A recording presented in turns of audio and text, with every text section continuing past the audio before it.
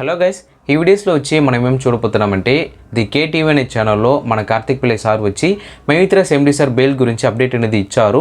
So ఈ వీడియోస్లో maximum information అనేది మీకు తెలుస్తుంది.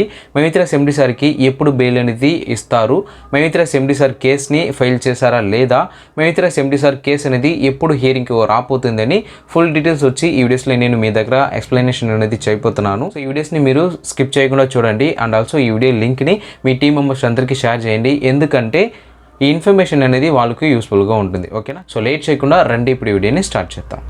ఓకే గైస్, మయూత్రాస్ కేసు గురించి కార్తిక్ పిల్లై సార్ ఏం చెప్పారో దాని గురించి చెప్తాను. మయూత్రాస్ ఎండి సార్కి బెయిల్ అనేది అప్లై చేశారు కదా, ఈ కేసుని ఫైలింగ్ అనేది చేశారు.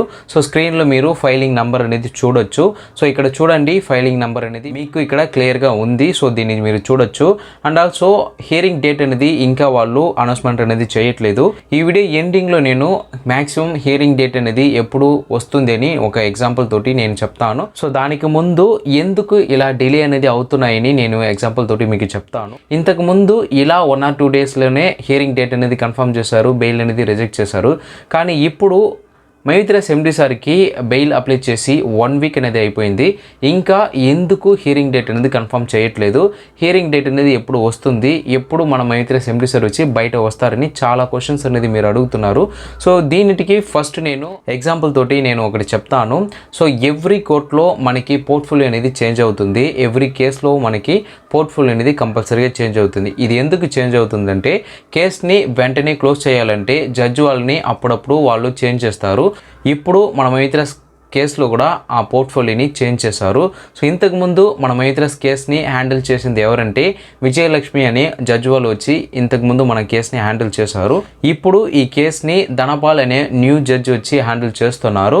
సో అందువల్ల మనకి హియరింగ్ డేట్ అనేది డిలే అవుతుంది. ఇప్పుడు న్యూగా వచ్చిన జడ్జి వాళ్ళు వచ్చి మళ్ళీ ఈ కేసు గురించి అండర్స్టాండ్ చేసుకోవాలి, కేసుని స్టడీ చేసిన తర్వాత కేసులో మనకి జడ్జ్మెంట్ అనేది ఇస్తారు. సో దానికి మ్యాక్సిమం 2-3 హియరింగ్స్ అనేది జరుగుతుంది. సో మనకి ఒక అడ్వాంటేజ్ అనేది వచ్చింది. అది ఏంటంటే ఇంతకుముందు హ్యాండిల్ చేశారు కదా విజయలక్ష్మి అనే జడ్జి వాళ్ళే నెక్స్ట్ హియరింగ్లో మనకి హాజరు అనేది అవపోతున్నారు. సో అందువల్ల మనకి ఒక అడ్వాంటేజ్ అనేది ఉంది. సో దీంట్లో ఏం మైనస్ అంటే వాళ్ళు వచ్చి ఈ స్పెషల్ కేసుని హ్యాండిల్ చేయాలంటే కంపల్సరీగా డిలే అనేది అవుతుంది. సో ఎంతవరకు డిలే అవుతుందంటే మ్యాక్సిమం నెక్స్ట్ వీక్నే మనకి హియరింగ్ డేట్ అనేది కన్ఫర్మ్ అవుతుంది. ఒక జడ్జి వాళ్ళకి పర్ డేకి 100 కేస్ అనేది ఉంటుంది. ఆ 100 కేస్ని ఒకే రోజులో వాళ్ళు చూడమాలదు. సో అందువల్ల ఒక్కొక్క కేస్ని వాళ్ళు నెక్స్ట్ హియరింగ్కి వాళ్ళు చేంజ్ చేసేస్తారు. విజయలక్ష్మి జడ్జి వాళ్ళు వచ్చి ఈ కేసులో స్పెషల్ జడ్జిగా ఉన్నారు కాబట్టి ఎలాగైనా మనకి నెక్స్ట్ వీక్లోనే హియరింగ్ డేట్ అనేది కన్ఫర్మ్ అవుతుంది.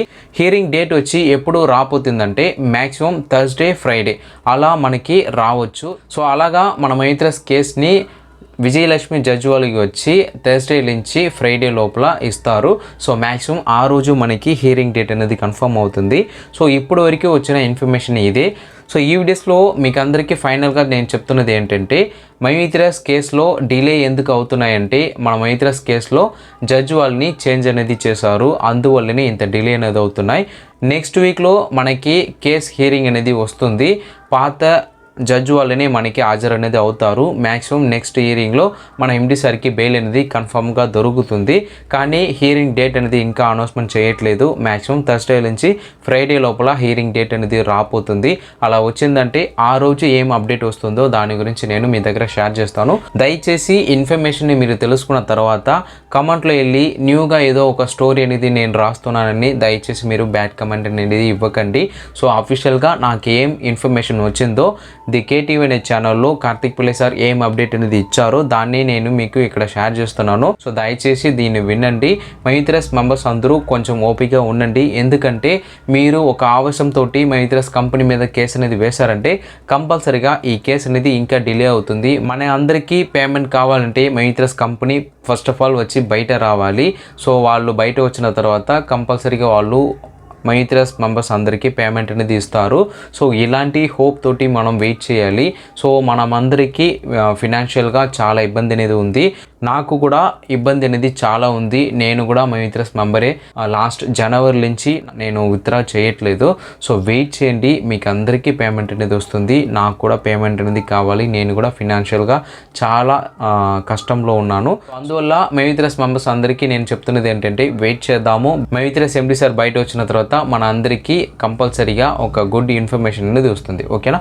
సో ఈ వీడియోస్ అనేది మీకు యూస్ఫుల్గా ఉంటాయి నేను నమ్ముతున్నాను. ఈ వీడియో గురించి మీరు ఏదైనా చెప్పాలంటే కమెంట్లో మెన్షన్ చేయండి. అండ్ ఆల్సో ఈ వీడియోస్ అనేది మీకు యూస్ఫుల్గా ఉండిందంటే ఈ వీడియోని లైక్ చేయండి. ఓకే, ఈ ఇన్ఫర్మేషన్ని మీ టీం మెంబర్స్ అందరికీ షేర్ చేయాలంటే ఈ వీడియో లింక్ని మీ టీం మెంబర్స్ అందరికీ షేర్ చేయండి. ఓకేనా? So see you in the next video. Bye guys.